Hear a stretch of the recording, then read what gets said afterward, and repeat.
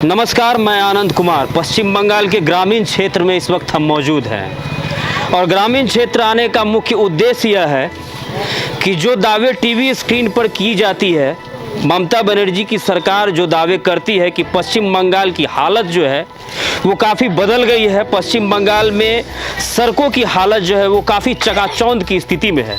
ये जो दावे किए जाते हैं टीवी स्क्रीन पर ममता सरकार के द्वारा, आज उसकी ज़मीनी हकीकत को जानने के लिए हम पश्चिम बंगाल के ग्रामीण क्षेत्र में आए हैं। जानने का प्रयास करेंगे यहाँ से कि अब तक में जो 15 वर्षों तक जो सरकार, पश्चिम बंगाल की सरकार जो सत्ता को चला रही है, उस सत्ता में अब तक में पश्चिम बंगाल का कितना विकास हुआ है। ग्रामीण क्षेत्र में विकास की यदि तस्वीर को आप ढूंढने की कोशिश करें तो आपको बहुत ही कठिनाई होने वाली है, क्योंकि विकास के नाम पर जो सड़कें बनाई गई है, उन सड़कों की हालत आज ये है कि यदि उस ओर से आप मोटरसाइकिल लेकर के चलने की कोशिश करें तो आपको ऐसा अनुभव होगा कि हम सड़क पर नहीं मानो झूले पर हैं। ये जो गांव है, इस गांव का नाम बोनबाड़ी गांव है। पश्चिम बंगाल के रायगंज लोकसभा सीट के भीतर ये गांव आता है और उसी गांव में इस वक्त हम मौजूद हैं। यहाँ पर सड़कों की क्या स्थिति है ये ज़रा देखिए। जो दूर से आप सड़क देख रहे हैं, जिससे जो है मोटरसाइकिल वाले भाई साहब आते हुए हमें नज़र आ रहे हैं, उनकी हालत जो है वो कैसी है सड़कों की, आप उनसे जब हम बात करेंगे तो ज़रा समझने की कोशिश करिएगा कि सड़क की स्थिति कितनी बद से बदतर हो चुकी है। आज इस तस्वीर को देख करके आप अंदाज़ा लगा सकते हैं कि 15 वर्षों से जिस सत्ता की बागडोर ममता बनर्जी ने संभाली हुई है, उस सत्ता के कार्यकाल में उस बंगाल को अब तक कितना विकसित किया गया है। तो ये तमाम बातें हैं जो यहाँ से जाननी अभी हमें बाकी है। स्थिति यहाँ पर हम आपको दिखाने की कोशिश करेंगे कि सड़कों का जाल जो कहा जाता है कि सड़कों का जाल पूरे पश्चिम बंगाल में बिछा दिया गया है, उस जाल की स्थिति क्या है।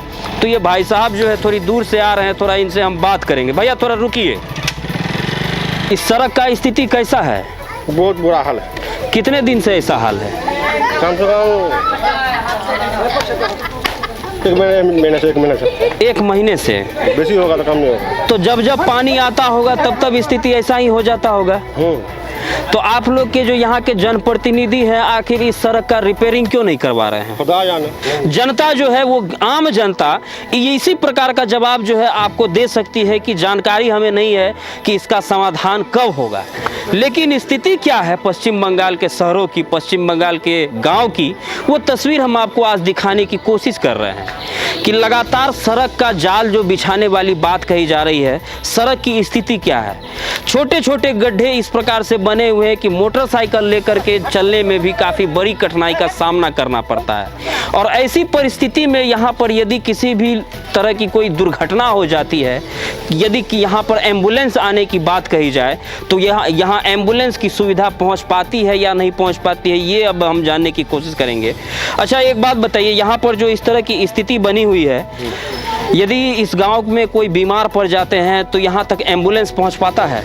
आना नहीं चाहता। नहीं आना चाहता है। बोलता मर जाना तो हम नहीं जाएंगे। हाँ, मर जाने दो, हम नहीं जाएंगे। हम नहीं जाने वाला। तो देखिए, ये भी एक परेशानी है कि जहाँ पर सड़क की स्थिति खराब होगी, वाकई में वहाँ पर एम्बुलेंस कैसे पहुँचेगा। ये बात जो है काफ़ी सोचने वाली बात है कि सड़कों की स्थिति यदि इतनी खराब है तो वहाँ पर एम्बुलेंस किस प्रकार से पहुँचेगा। ये हम आपको दिखा रहे हैं एक सड़क की बात। अब हम आपको दिखाएंगे दूसरे सड़क की तरफ। दूसरे सड़क की स्थिति क्या है वो तस्वीर भी ज़रा देखने की कोशिश करिए। जो ग्रामीण क्षेत्र में जो अंदर की सड़क जो बनती है, जिसे हम 7 निश्चय योजना के तहत वाली सड़क जो कहते हैं, वो सड़क की स्थिति भी आप देख करके अंदाज़ा लगाइए कि सड़क पर किस प्रकार से कीचड़ फैला हुआ है। सड़क को देख करके ये अंदाज़ा लगाया जा सकता है कि महज कुछ ही दिनों पहले ये सड़क बनी है और कुछ ही दिनों में सड़क बनने के बाद सड़क की स्थिति यह गवाह देती है इस बात की कि इस सड़क में लूटबाजी जो है वो जमकर की गई है, वरना इस प्रकार की स्थिति सड़क की नहीं होती। तो ये तमाम बातें हैं जिस पर आज भी एक शंका बना हुआ है कि क्या वाकई में ममता बनर्जी के राज में, पश्चिम बंगाल की सरकार के राज में बंगाल का विकास हो रहा है।